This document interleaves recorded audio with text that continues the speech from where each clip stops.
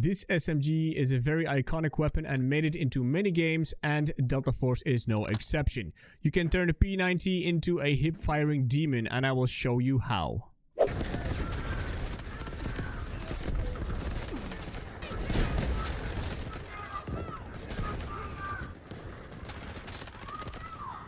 That was a nice little flick there.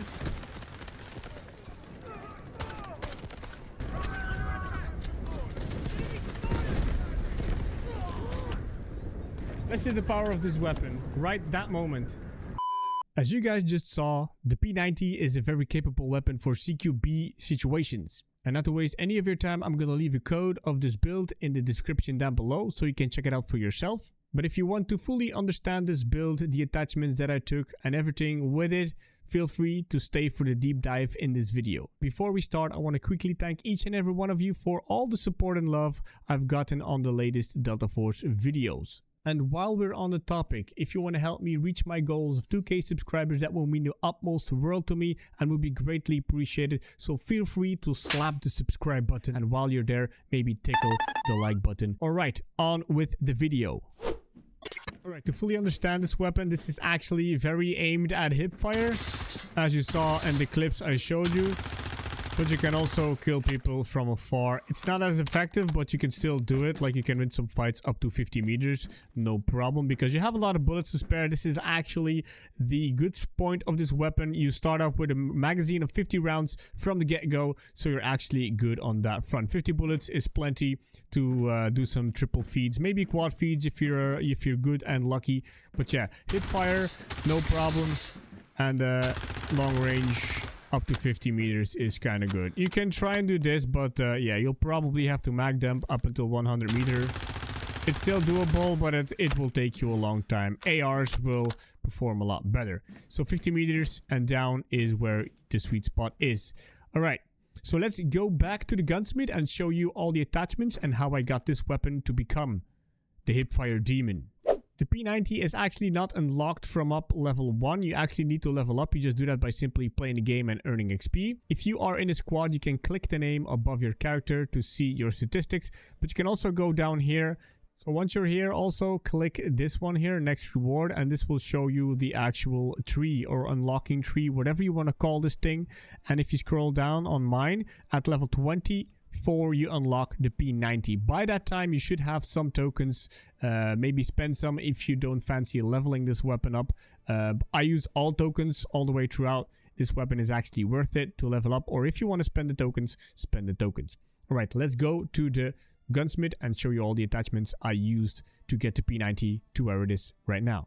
In the gunsmith, we're going to start on the left with the grips. For a grip, I took the ZFSG tactical grip, because this gives control accuracy. For calibrations, 4% ADS speed and 16% stability when moving. We do lose a little bit of handling, that's why I went for the ADS speed. You can change this however you like for calibrations, of course. Now, for the muzzle, we went for the Whisper Tactical Suppressor. Most of the people will tell you to go for the SMG Echo Suppressor, but you lose a whole bunch of handling, some stability, and accuracy. We don't want to lose too much accuracy because that's what this build is all about. For range, I would definitely go with this one, but again, this is a CQB weapon. We're up and close, so I'm using the Whisper Tactical Suppressor. Overall, I think this was the best one. Then, for the rail, of course, the patches we used, the accuracy ones. And a good thing about the accuracy ones, they actually give you 4 in total. So you get 4 extra accuracy per patch you put on. So we have 2, that means we got 8 in total. Now, onto the laser. The laser is actually very good when active. A lot of handling, a lot of accuracy, and allow tactical holding stance, but we don't use that very often. I kind of find it finicky. You are visible to the enemies, but then again, if you're up close, you will be visible anyway. And once you're in a gunfight up that close with a lot of people, it's so hectic, people will actually not see your tiny little laser. So I keep it on all of the time to get benefit of all these positive effects it gives you. So no brainer, put on a laser if you have the slot. Now, for the optic, we actually went for riser stacking. This was very popular back in the beta. It's back in the early access game as well, so we are going to do that. So extra handling if you put on the multi-purpose tactical riser. Then we slap on the micro sight riser. We gain a little bit more handling yet again. And then on top of the riser, we put the quick response sight. And then for the pad, it's a no-brainer. It gives you straight up control and stability. And then for calibrations, we took the firing stability and extra control, which is basically a full-on control attachment here. So you will have less recoil with this one. Then the last one, the stock, no-brainer again. A P90 stock pad is the only choice that we have here. We get a whole bunch of control and some handling. So the control will actually help us with our recoil. Then for calibrations, we went full on recoil here. So firing stability is recoil, and then extra control is basically also recoil.